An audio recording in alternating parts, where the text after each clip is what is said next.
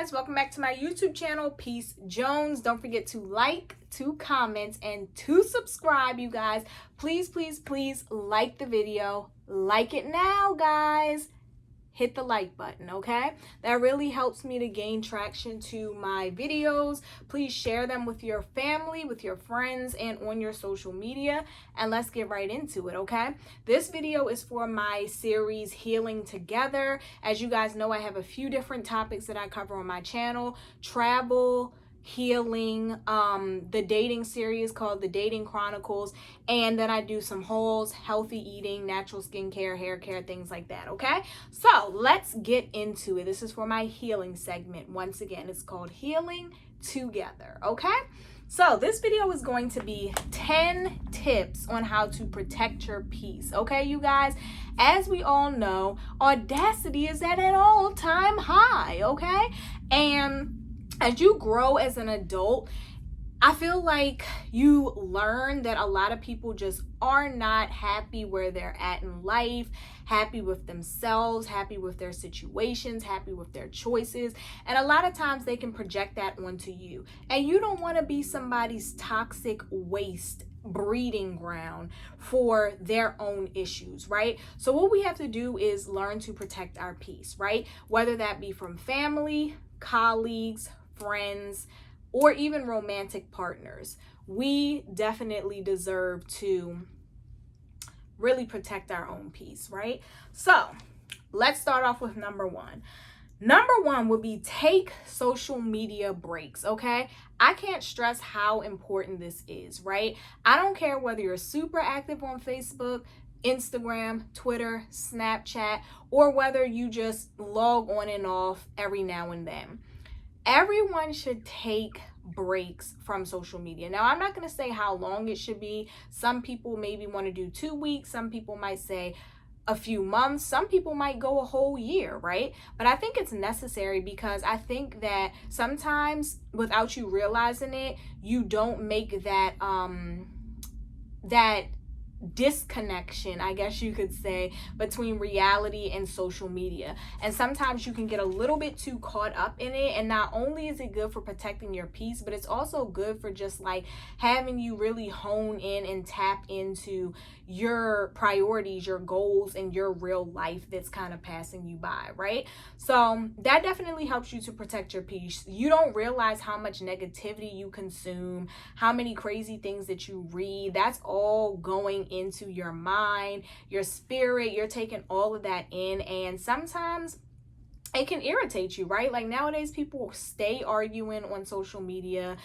It doesn't even matter if you try and make your social media accounts like super positive. You're gonna see things that happen, you're gonna see things that take place that aren't necessarily positive. And so yeah, you want to take a break from that to protect your peace, right? Number two, set boundaries. I'm going to do a whole video on setting boundaries and how important it is, how to do it, and why you haven't been doing it, right?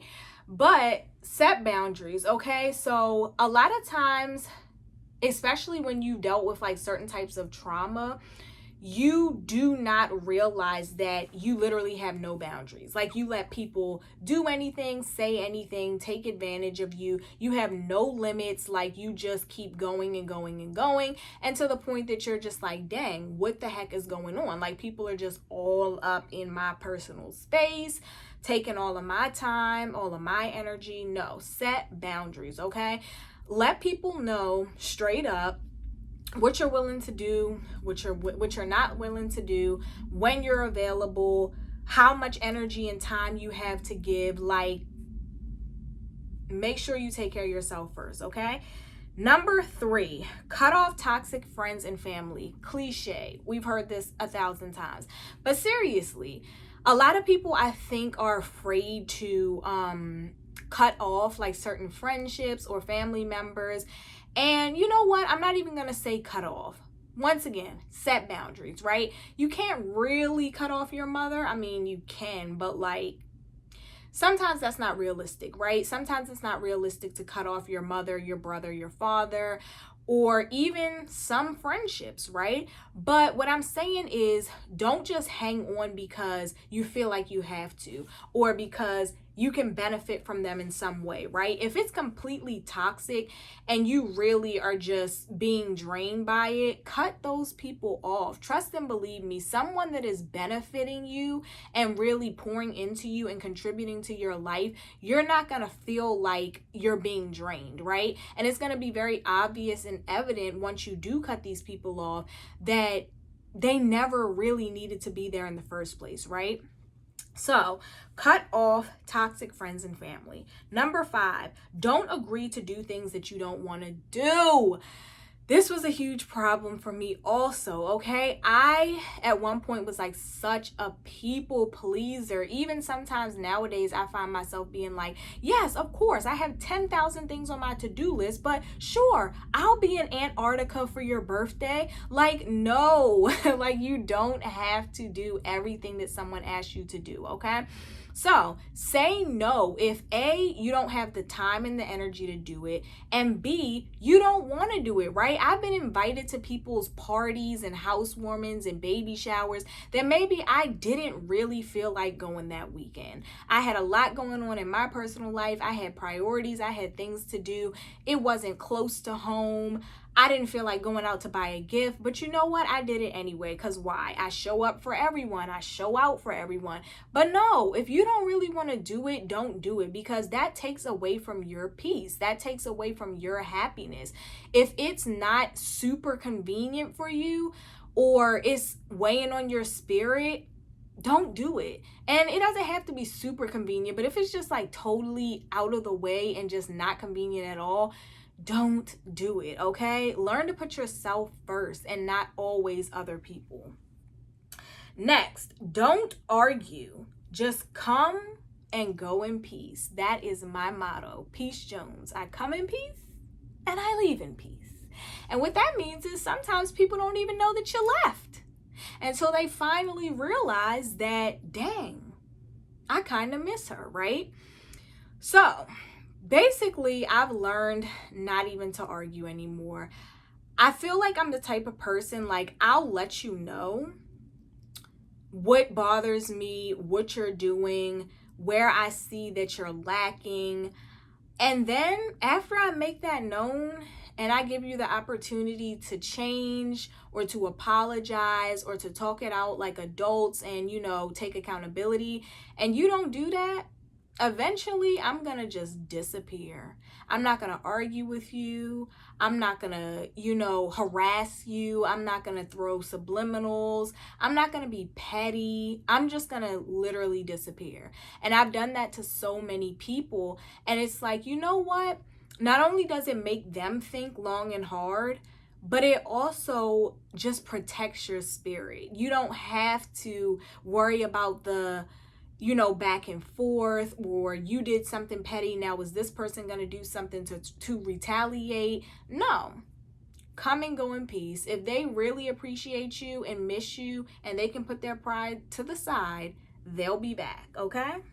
And when they come back, that don't mean you got to let them in. Next, that ties into this exact point. Watch who you rekindle bonds with, okay? I've had so many people, ex-friends, ex-boyfriends, guys I used to deal with, colleagues, people I knew, whatever, that have tried to rekindle a friendship, a bond, an acquaintanceship, if that's a thing, a relationship, whatever, after a few months, after a few years. And you really have to be careful with that, okay? Because first of all, I do believe in growth and I do believe in evolution. And I do believe that people can literally change as a person in a year. People can grow up, people can mature, people can really do the work necessary on themselves to realize and take accountability and say, hey, I was a trash friend, or I was a trash boyfriend, or I did some really nasty things to hurt this person, right? But at the same time, a lot of people don't go through that healing process. They don't acknowledge the fact that they really weren't good people. They really didn't do good things, right? And they may miss you for certain attributes, certain characteristics, certain benefits, right? And they're like, it's been 2 years. I'm sure she's over it. I'm sure she's forgotten. Let me hit her up. Let me try and sneak my way back into her life. And it's like, watch when you allow people back into your life. Watch who you rekindle bonds with, because a lot of times people will do it like with an opportunistic and not pure heart. You know what I mean? They'll do it just to see what they can get out of you. They'll do it just to see if you'll let them back in.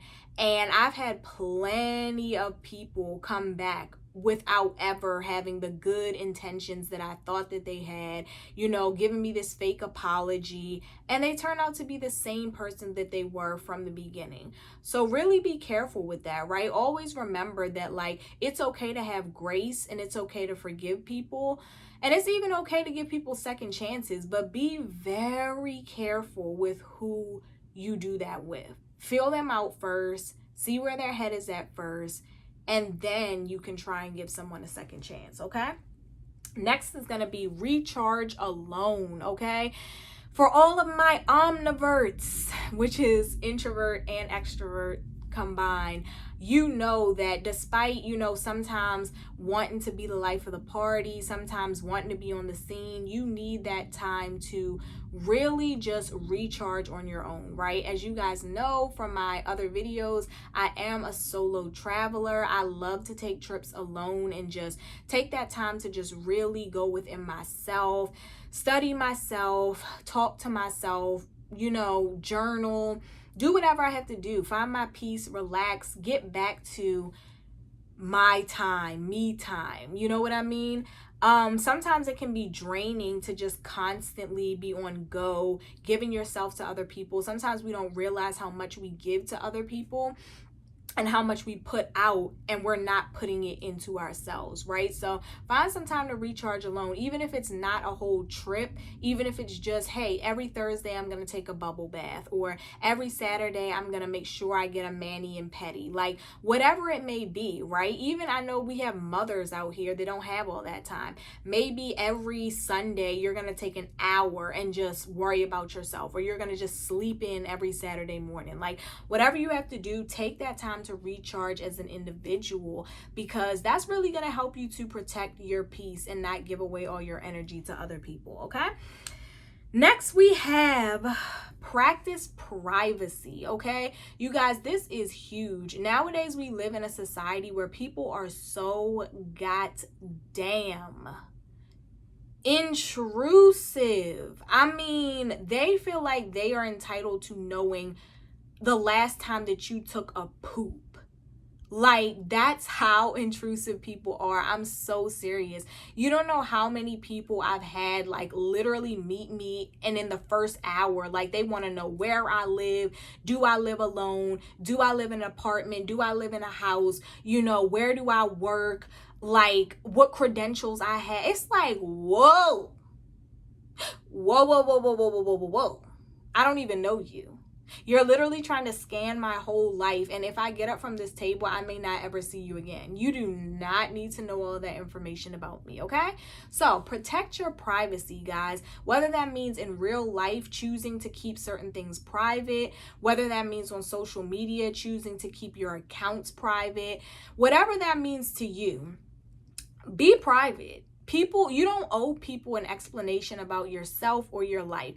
If they're meant to be, they'll eventually figure things out. You'll eventually open up to them, but protect your privacy. Even with your own goals and dreams and plans, you don't owe people that, okay? I like to protect my plans and goals because a lot of people are A, praying for your downfall, and B, just being nosy. They don't have any positive talk to contribute to that.